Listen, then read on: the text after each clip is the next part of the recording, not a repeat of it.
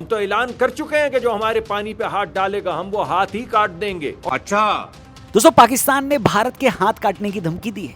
इससे पहले कि आप इस पर हंसें, मैं आपको सीधे शब्दों में बता दूं कि पाकिस्तान के नेता सिर्फ एक ही चीज काट सकते हैं। क्या? अपनी जनता की जेब। नहीं, झूठ बोल रहा है। वैसे आपने जो सोचा वो भी गलत नहीं सोचा।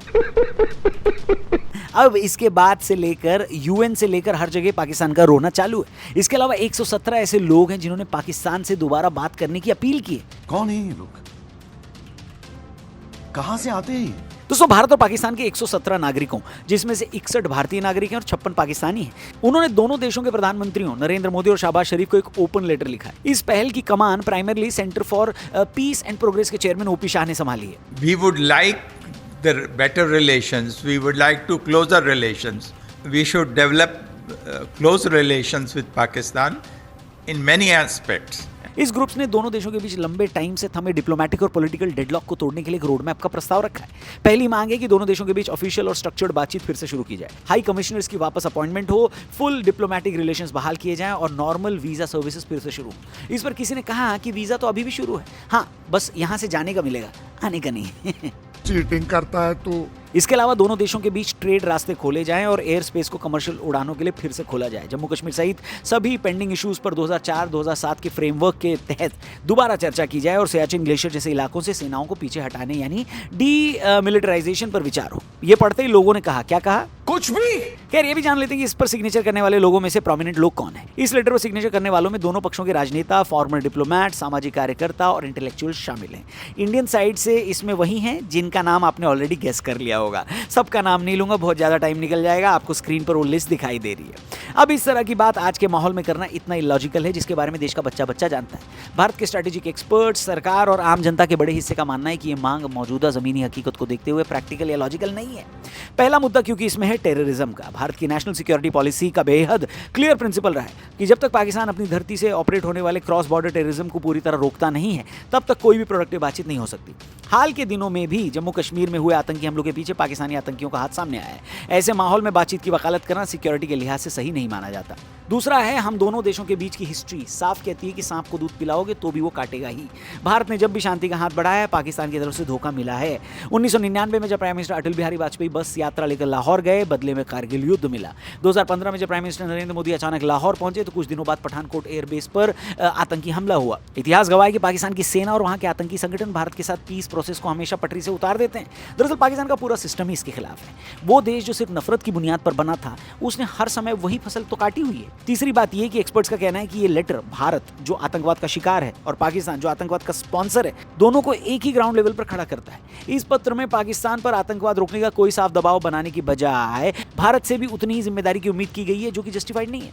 इसके बाद एक वजह यह है कि पत्र में सियाचिन जैसे स्ट्रैटेजिक इलाकों से सेना हटाने की भी बात कही गई है। स्ट्रैटेजिक एक्सपर्ट्स के अनुसार अगर भारत वहां से सेना हटाता है तो पाकिस्तान या चीन उस खाली जगह पर कब्जा कर सकते हैं, जिससे भारत की सिक्योरिटी को बड़ा खतरा पैदा हो जाएगा, जैसा 99 में करगिल की खाली चोटियों पर हुआ था। पांचवां कारण भी समझ लेते हैं, पाकिस्तान के अंदर असली पार्टी कौन है समझ ही नहीं आता। पाकिस्तान में चुनी हुई सरकार के पास विदेश और सिक्योरिटी पॉलिसी के फैसले लेने का अधिकार नाम मात्र है। असली कंट्रोल सेना के पास है, यानी रावलपिंडी असली कंट्रोल करती है। ऐसे में वहां की सिविल गवर्नमेंट या चुनी हुई सरकार से पीस टॉक्स करना बेअसर साबित होता है, क्योंकि पाकिस्तानी सेना का एग्जिस्टेंस ही भारत विरोध पर टिका है। क्या दोस्तों, ये बातचीत की पीपनी ऐसी नहीं बजाई जा रही। दरअसल इसका सबसे बड़ा रीजन पाकिस्तान का सूखता हुआ गला है। कि हम 1.5 से 2 साल के अंदर पूरा पानी डाइवर्ट कर देंगे। उसके पहले भी हमने थोड़ा थोड़ा पानी डाइवर्ट करने की कोशिश शुरू कर दी है और ये काम बहुत जल्दी होगा।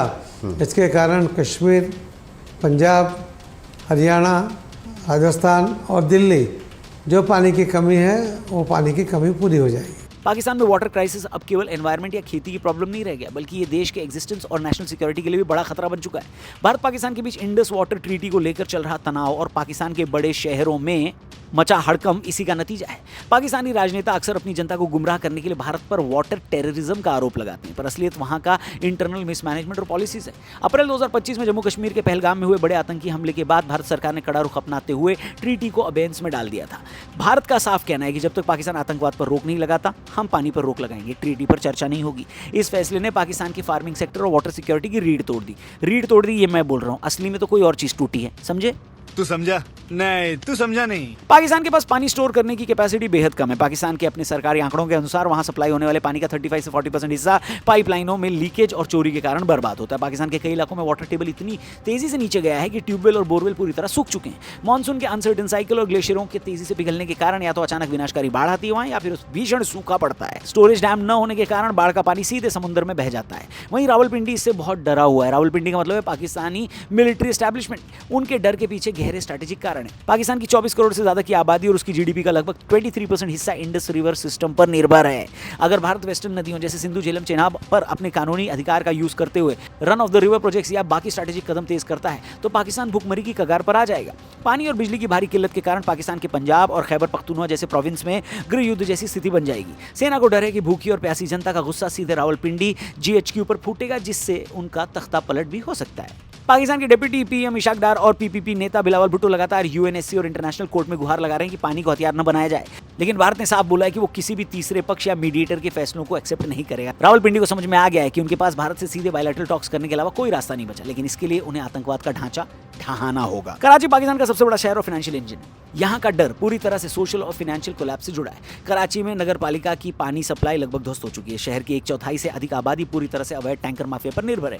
ये माफिया सरकारी लाइनों से पानी चुरा कर गरीब जनता को 30 गुने महंगे दामों पर बेचते हैं। पानी की बूंद बूंद के लिए कराची की सड़कों पर हिंसक झड़पें आम हो चुकी हैं। कराची पाकिस्तान को सबसे ज्यादा टैक्स और रेवेन्यू देता है। पानी की कमी के कारण कपड़ा और बाकी हेवी इंडस्ट्रीज बंद होने के कगार पर हैं। अब अगर इंडस्ट्रीज को पानी टाइम पे नहीं मिला तो प्रोडक्शन ठप हो जाएगा, जिससे बड़े पैमाने पर बेरोजगारी फैलेगी और देश का इकोनॉमिक कोलैप्स निश्चित है। सिंधु नदी का पानी जब मीठे पानी के रूप में कराची के डेल्टा तक नहीं पहुंचता तो अरब सागर का खारा पानी जमीन के अंदर घुस रहा है। इससे कराची का बचा कुचा अंडरग्राउंड वाटर लेवल भी खारा और जहरीला यानी बैक्टीरिया इंक्लूडेड होता जा रहा है। दरअसल पाकिस्तान का वाटर क्राइसिस उसकी अपनी गलत प्रायोरिटीज का भी नतीजा है। आतंकवाद को पालने के चक्कर में उसने वाटर इंफ्रास्ट्रक्चर पर ध्यान ही नहीं दिया।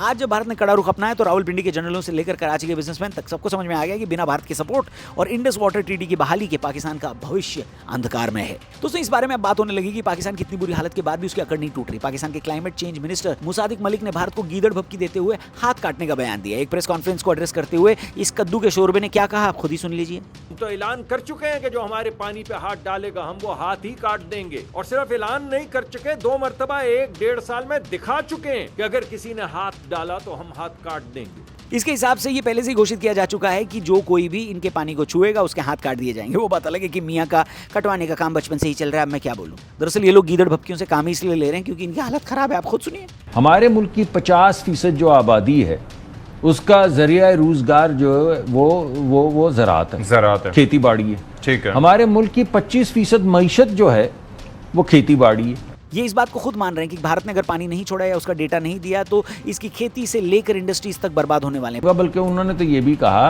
कि एक बूंद पानी नहीं बहने दूंगा। तो आप मुझे बताइए ये क्या, मैं इसको क्या जानूं और इसका जवाब क्या दूं। पाकिस्तान के इंफॉर्मेशन मिनिस्टर अताउल्ला तरार और मुसादिक मलिक दोनों ने भारत के प्रधानमंत्री का नाम लिए बिना आरोप लगाया पड़ोसी देश के प्रधानमंत्री के पास पानी का एक टैप है जिसे वो कंट्रोल कर रहे हैं और कह रहे हैं कि पाकिस्तान में पानी की एक बूंद भी नहीं जाने देंगे।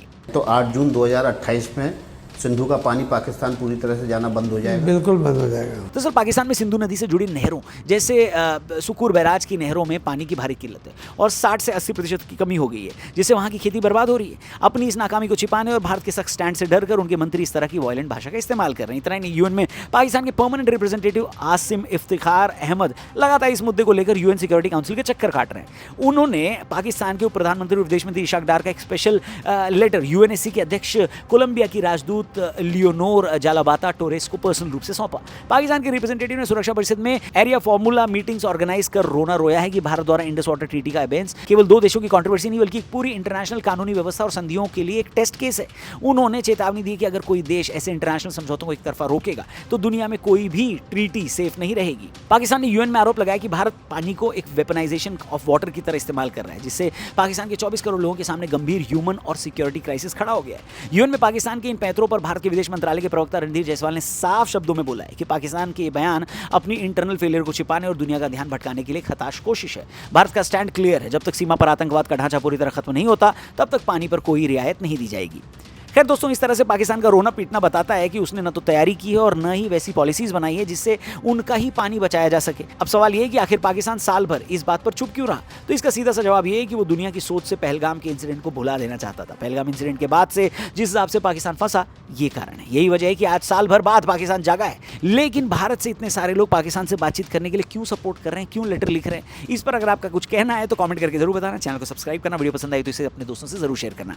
Thank you for watching. जल्दी मिलते हैं। जय हिंद।